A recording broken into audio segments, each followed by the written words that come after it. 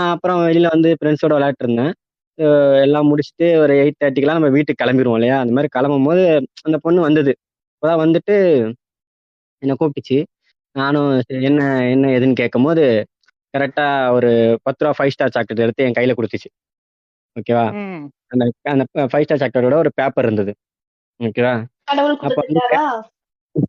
அந்த பொண்ணு என்ன சொல்லுச்சு, நான் தான் கடவுள் சொல்லிட்டு போனாங்க. இல்ல கையில இருங்க இருங்க, குடுத்துட்டு அவசரப்படாதீங்க. கையில குடுத்துட்டு என்ன சொல்லுச்சு, கடவுள் வந்து எப்பவுமே அவரு நேரா வரமாட்டாரு. இப்ப என்ன மாரி, ம். இல்ல வேற யாராவது மூலியமா தான் வந்து உங்களுக்கு தேவையானத வந்து நடத்துவாரு. அதனால கடவுள நம்பு. நீ நீ சொல்லிருக்கணும், உங்க அம்மாவே மிஞ்சிட்ட போ. அப்டின்னுச்சு. அந்த வயசுல நமக்கு அவ்வளவு மெச்சூரிட்டி இருக்காதுல்ல. ஒரு 7வது 8வது படிக்கும்போது.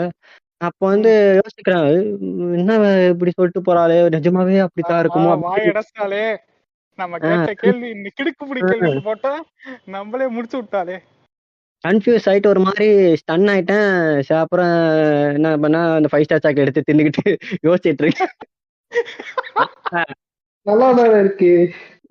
யோசிச்சுக்கிட்டு இருக்கேன். அப்ப அப்புறம் ஞாபகம் வந்துச்சு, "ஓ! கையில ஒரு பேப்பர் இருக்கு. என்னது அது?" அப்படின்னு சொல்லிட்டு ஃபர்ஸ்ட் சாக்லேட் குடுத்தோனே 10 பாக்கெட்ல போட்டு மொத வேலை. சாக்லேட் அடிச்சு பாக்கெட்ல போட்டேன். அப்புறம் திருட்டுக்கனா வந்து கேட்டுட்டானா?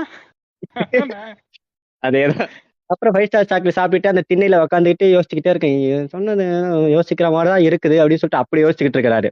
அப்புறம் வந்து சரி என்னது இது பேப்பர்ன்னு சொல்லிட்டு எடுத்து பார்த்தா